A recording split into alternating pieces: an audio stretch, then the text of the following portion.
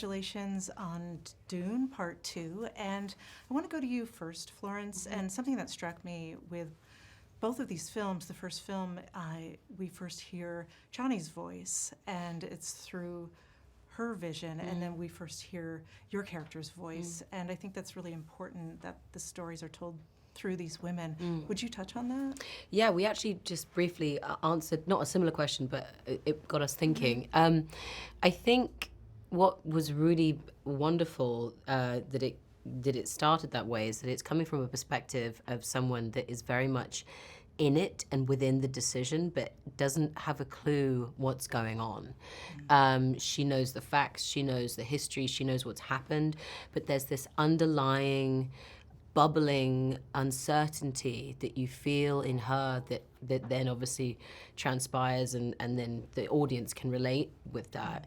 I think it starts with her instantly trying to find out what has gone on, which I think you'd assume coming from that family that everybody would know and that everybody is a part of this decision.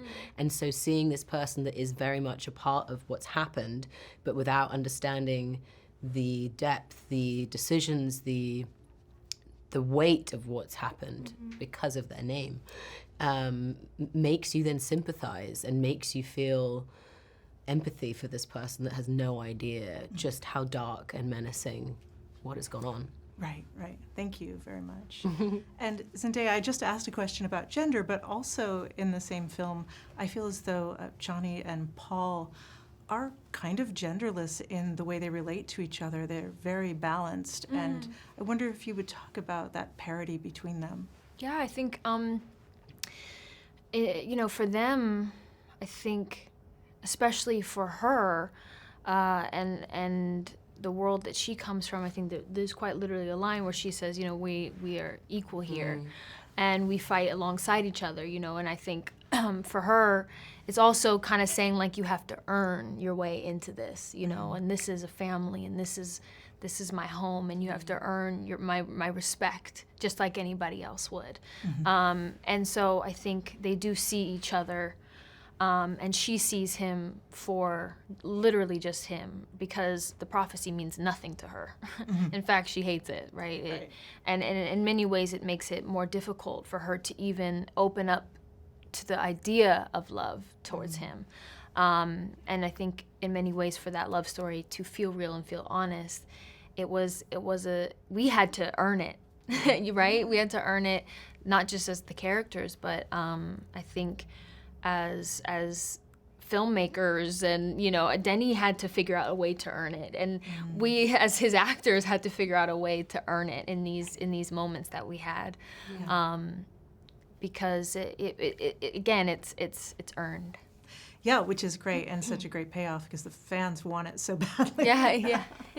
Well, thank you. And then Florence, I wonder, the princess is very metered, but there's some kind of comments about her kind of cunning, and she proves she could be maybe more ruthless than anyone, really. And would you talk a little bit about what you see drives her? Yes, she's very cunning. She's very calculated. What drives her... It's funny, she's spent obviously her entire life being trained to be this thing that she ends up finding out at the end. She is very skillful. She's clearly got a set of skills that is going to be as terrifying as all the other Bene Gesserits. And she's been trained to kind of do the very thing that she ends up doing, which is figuring out what's going on.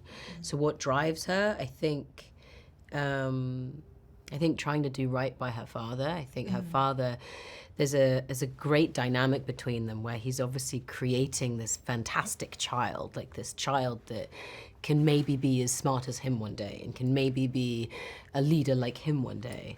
And what's happening is that's happening in real form. She's just keeping her cards very close to her chest. So I think what drives her is to maybe one day impress her father in the way that